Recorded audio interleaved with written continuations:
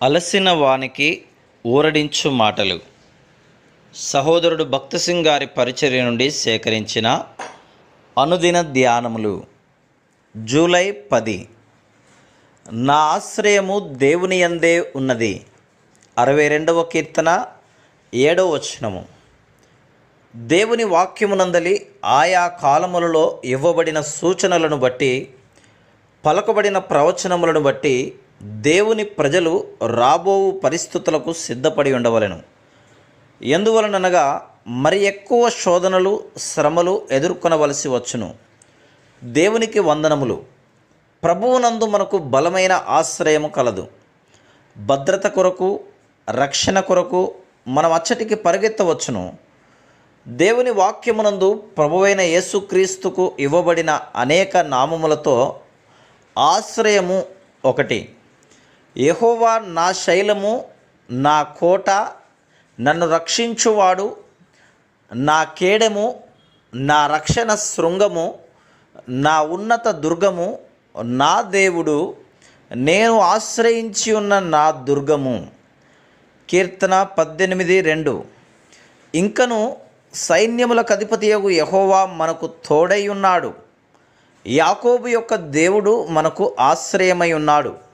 46వ కీర్తన 7-11 వచనములు.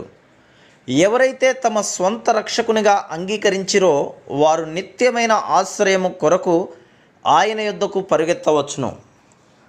పాత నిబంధన కాలములో ప్రభువు యెహోషువతో 6 ఆశ్రయపురములను ఏర్పరచవలనని, పొరపాటున ఒక వ్యక్తిని చంపినవాడు ప్రతిహత్య చేయువాని చేతిలో పడకుండా ఆ పురములో చేరవలనని తెలిపెను. యెహోషువ 20:2-3 వచనములు. ఈ ఆశ్రయము కొద్ది కాలం వరకే, అనగా ప్రధాన యాజకుడు బ్రతికి ఉన్నంత వరకే. కానీ యేసుక్రీస్తు ప్రభువుతో మనము కలిగి ఉన్న భద్రత, ఆశ్రయము ఎన్నటెన్నటికి ఉండును. ఆ 6 ఆశ్రయపురములు కెదెషు, షెకెము, హెబ్రోను, బేసెరు, రామోతు, గోలాను అనునవి. ఈ పేర్లన్నీ మనము యేసుక్రీస్తు ప్రభువులో ఎట్టి భద్రతను కలిగి ఉన్నామో తెలుసుకొనుటకు సహాయపడును. మొట్టమొదటి ఆశ్రయపురం కెదెషు, అనగా పరిశుద్ధత అని అర్థం. కొందరు దేవుడు కొన్ని పాపములు మాత్రమే క్షమించగలడు, కానీ అన్నింటినీ కాదు. ఎందుకనగా అవి చాలా ఎక్కువగా ఉండవని తలంచుదురు. దేవుని ముందు నేనే విధంగా పరిశుద్ధముగా, నీతియుక్తముగా ఉండగలనని కొందరి హృదయములలో ఎడతెగని పోరాటం ఉండును. అందరితో సమాధానమును, పరిశుద్ధతయు కలిగి ఉండుటకు ప్రయత్నించుడి. పరిశుద్ధత లేకుండా ఎవడును ప్రభువును చూడడు. హెబ్రీ 12:14 అని. అదేవిధంగా మీ పరలోకపు తండ్రి పరిపూర్ణుడు గనక మీరును పరిపూర్ణులుగా ఉండెదరు. మత్తయి 5:48 అని చెప్పుచున్నది. మరలా నేను పరిశుద్ధులను గనక మీరును పరిశుద్ధులై ఉండుడి.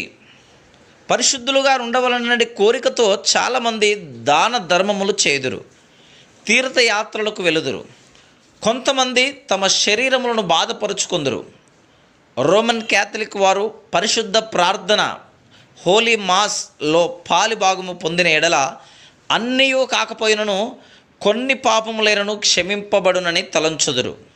ఆ విధముగా చాలామంది పరిశుద్ధముగా ఉండవలనని అనేక విధములుగా ప్రయత్నించుదురు, కానీ ఇంకను దౌర్భాగ్యకరముగా అగుదురు. యేసుక్రీస్తు ప్రభువే మన పరిశుద్ధత. ఆయన మన అపరాధముల నిమిత్తము అప్పగించబడి మనము నీతిమంతులముగా తీర్చబడుటకై లేపబడెను.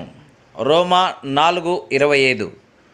ఆయన వర్తమాన, భూత, భవిష్యత్ కాలపు పాపములన్నీ కప్పివేయును. అది సంపూర్ణమైన రక్షణ. ఈ సత్యమును అనేక సంవత్సరముల తర్వాత మనము గ్రహించుదుము. దేవుడు దయగలవాడు కాబట్టి కొన్ని పాపములు మాత్రమే క్షమించును. మిగిలిన పాపముల క్షమాపణ కొరకు మనము ఉపవాసముండి ప్రార్థించవలను, లేక తీర్థయాత్రలకు పోవలను, లేక దాన ధర్మములు చేయవలనని సాతాను మన హృదయములో అనుమానం పుట్టించును. ఈ విధముగా వారు మోసగింపబడుదురు. 1 కొరింథీ 1:30 ప్రకారము ప్రభువైన యేసుక్రీస్తు మన పరిశుద్ధత, నీతి అయి ఉన్నాడు. ఆయన సంపూర్ణమైన రక్షణనిచ్చును. మనలో ఎవరము దానికి ఏదియూ చేర్చరాదు. ఆయన మన నీతి అయినందుకు ఎడతెగక ఆయనకు కృతజ్ఞతాస్తుతులు చెల్లించవలను. అప్పుడు దేవుని సమాధానము మనలోనికి వచ్చును. మనము పరిశుద్ధులముగా నగుదుము. Praise the lord.